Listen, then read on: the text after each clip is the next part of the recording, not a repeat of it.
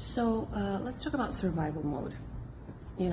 So many people are in that mode of life. It's just surviving. And a lot of people like to disguise survival mode with a sense of, oh, I'm just very independent and I'm good like that. Like, I like my space, I like my freedom.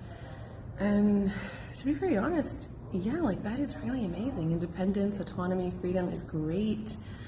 But the problem with survival mode, and what I've found with a lot of my clients that are living in that way of life, is that you can never be authentic. You can never be authentic. And when you can never be authentic, then you can never know if people actually like you for you.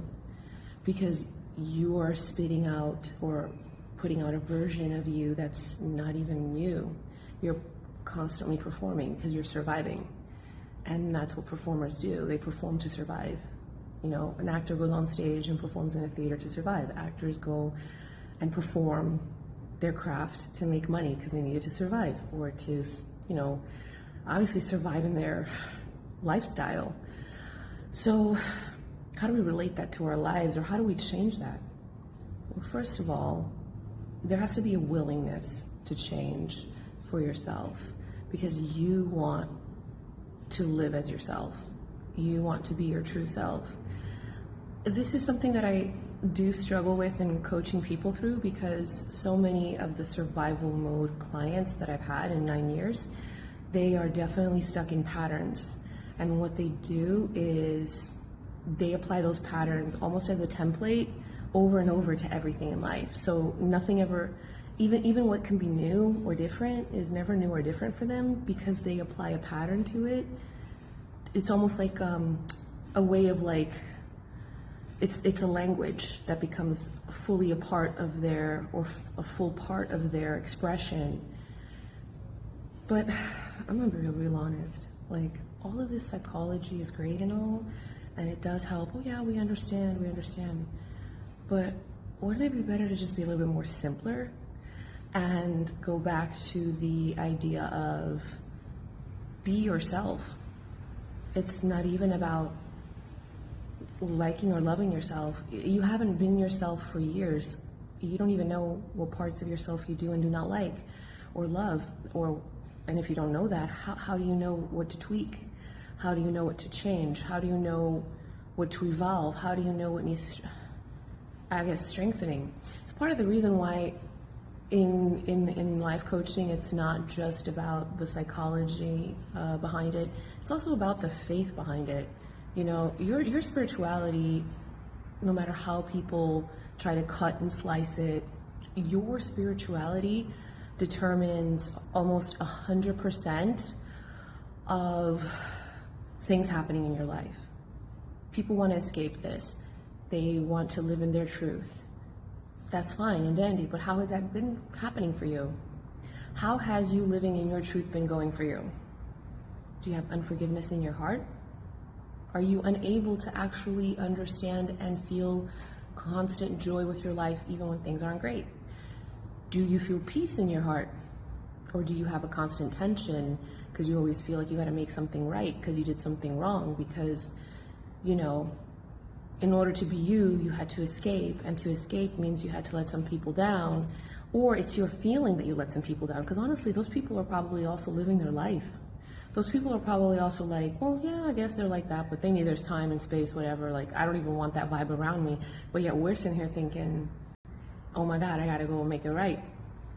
And honestly, when you take the step to make it right, it's so empowering. It's so powerful, And that's why your faith is important, because your faith is going to give you the pillars that you need to look at, not just in your life, but in others, for you to realize who is deserving of your authentic self and who is not. Then you don't perform.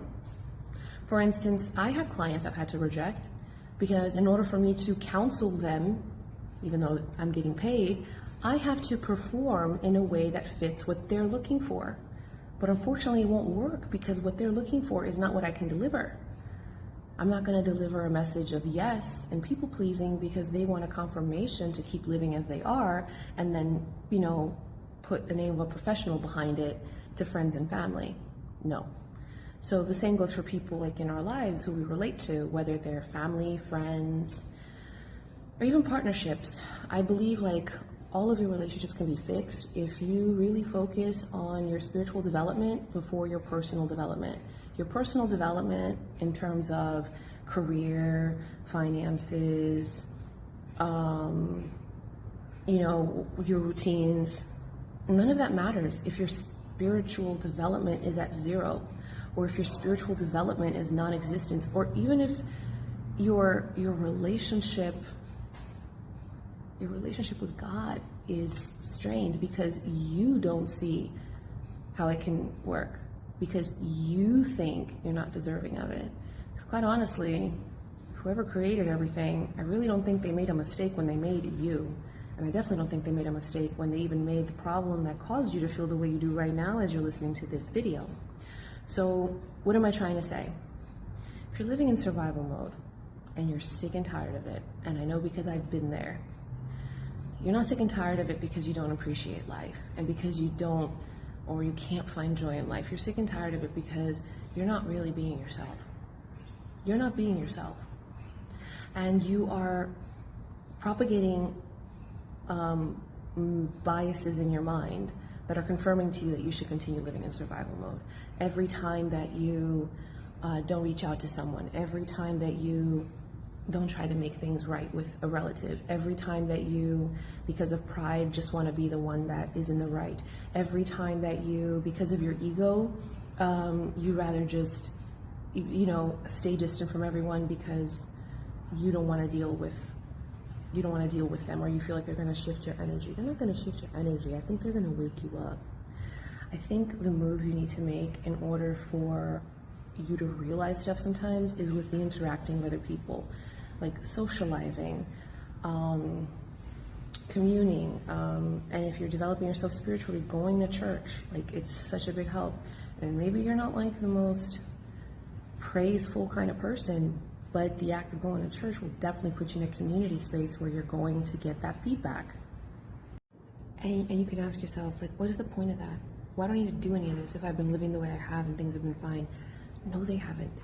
If you have been miserable with your life and deep down you have felt an extreme sense of loneliness, things haven't been fine. We all lie to ourselves, It took me admitting to my own self that, you know what, I don't really want to live like this anymore. I don't want to be unloving, uncaring. I don't want to be a person that's not sweet because that's how everybody is doing things around me. I also don't want to be an unforgiving person. The weight that was within my chest because I was being that way was so heavy. And the moment I decided to just choose the opposite, it was literally the best thing. It took a conscious effort for me to choose the opposite. I had to verbally speak it out, like out of my mouth. And if you want, you could do that when you meditate. Some people might say, well, do it when you pray, if you are going from the spiritual development side. When you pray, you do it. And that's really what I mean by meditation, because meditation to me is time for prayer. So many things in your life, if you assess where you're at, if you assess what it is that you're doing, if you assess even the objects around you, you're going to realize, if you just ask, what needs to be removed from my life? What needs to be changed? Trust me, even if you're a person who doesn't have a close relationship with God, you are going to get the feedback. It's going to be highlighted in front of you. You're going to see what needs to be taken out of your space in order for you to have a better, loving place with yourself. Because a lot of times what people think is, oh, I need space from person A, B, or C, or from situation A, B, or C. It's not that they need space from that. It's that their own space is so crowded with energy that shouldn't be there that it makes them feel overwhelmed. And then when they actually engage with others, they can't really handle it very well. They struggle with it. How do I know? Because I was one of those people. I was a person that wasn't spiritually where I am today, and I would look into that, study frequencies, study tarot cards, Go to people who did that. And now what I've come to learn is that those things actually clouded my life so much, they made me miserable. So much so that I only started this coaching thing, this coaching life or purpose, after I dropped all of that from my life. People just started finding me for help. And I've seen the transformation in others. So it's not like I'm only saying this transformed my life. No, I've applied it in other people's lives, and I've seen the changes for the positive, for the happier, for the more joyful, for the more loving. Now, if you're dealing with people who struggle with that, you know, what if you are a person that's in a healed space and place, and you're dealing with these people that still aren't there, or they're broken? It is exhausting. It can be, it's a trying thing to handle, but this is where, you know, if you want to walk a path where you're proud of yourself for being compassionate, because it's something you want to have given to you, then just give it to others freely. Like, if you're a person of abundance, why do you care that you're being compassionate to person A, B, or C, regardless of what they do to you? You don't care to match what other people do. You don't care to imitate other people. You want to be unique. You want to be great. You want to have a levity within you when you go to sleep every night, that you're proud of who you are. Let's just imagine this, even if you think that the Creator doesn't exist. It's your last day on earth. You don't know if there is an afterlife or not. I'm pretty sure that just the fact that you know it's your last day on earth, already you're going to behave differently. Like, in your instinct, your spirit knows that there's something more, there's something greater. Stop living in survival mode. Just stop that. Because if somebody were to throw you in a pool or ocean of water, you would not just like let yourself sink and hover over there. It's human instinct, if you are in survival mode, to try to swim to get out of there, to save yourself. And that's the problem. Like, with coaching and therapy, they talk about survival mode like it's negative, and what I've said here sounds like it's really negative, right? Because in relationships, people aren't realizing that you're actually not swimming to keep it alive. You're actually sucking all the water out. You're taking all the water out of the space. That's what's creating the space. You think that you're giving yourself space to be you, to be free, to be independent, because it allows you to feel like I can really be the me that I want to be, you know, cranky, crabby, funny, or watch the inappropriate stuff I want to watch, or do whatever, like whatever it is. The truth is, you're only creating space because you're taking the water out that is needed for you to be swimming in your life. You want to be swimming in your life, or surfing, or navigating, you know? Like, that's part of the reason why one of the examples that we have, even in the Bible, where Jesus was approaching the fisherman on the boat, and he was walking on water. And if you notice, a lot of experiences Jesus had with the fishermen as they did their preaching and evangelism, whatever, they were always navigating in water, right? Water. Because in life, you're meant to be navigating through life. And when you navigate through life, either you swim, you surf, or you're on a boat, or guess what? If that fails, you're going to walk on water. You know how? Because God's really got your back. Like, even if you are a person that has been distant forever, or you don't believe in him, if you call on to him, he will definitely show up in the last second. I promise you. I've experienced it. I have met so many people with near-death experiences that have also experienced it. I've met atheists that now are priests. So my coaching has definitely transformed as a result of that experience, you know, and that's why I'm here to tell you, your concept of survival mode is all wrong. You're not even surviving. You are actually sucking all of the water and oxygen you need to stay alive, with the idea of what you think is space. It's not really space. You're really burying yourself. And you're burying yourself with yourself, because the other people you think you're having space from, they're living their life. They're enjoying themselves. They're being their authentic self, or maybe they're not. Because that's another thing. Maybe the reason why you need to have space is because you have had so much poison around you that now you definitely need to suck the water out and you need to put new water in. And that requires time. And in order for you to have that, you need solitude. you know, and that's okay too, but don't call it space. Don't fool yourself. Don't lie to yourself anymore, because all you're doing is propagating a pattern that is making you believe that every time a conflict happens, as you are in a future space, that you have to behave the same way you did before. And then that's the problem. Then you start to think that you have to do the same moves as you did before. But here's the thing. It's a different chess game, buddy. It's a different chess game, my gal. It's a different chess game. The pieces are meant to be moved differently, because the last thing you want is someone to do a checkmate on you. And you be sitting there thinking that the person who's going to do a checkmate is the person I'm looking at. No, the person who's going to do a checkmate on you and throw you out of the board is left field, is somebody else. It's something else. It might even be your own damn self. Okay? So remember, if you are navigating through life, that means you have to learn how to deal with water, and you have to be ready to be generous with that, because there's no way you're going to have a full life if it's just me, myself, and I lived that for many years, and you know what happened?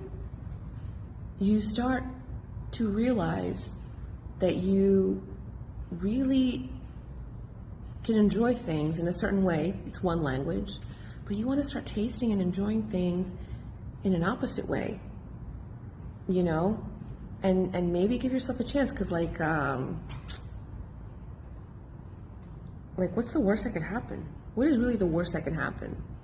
You know, do you really not trust your level of taste? Do you really not trust the new you?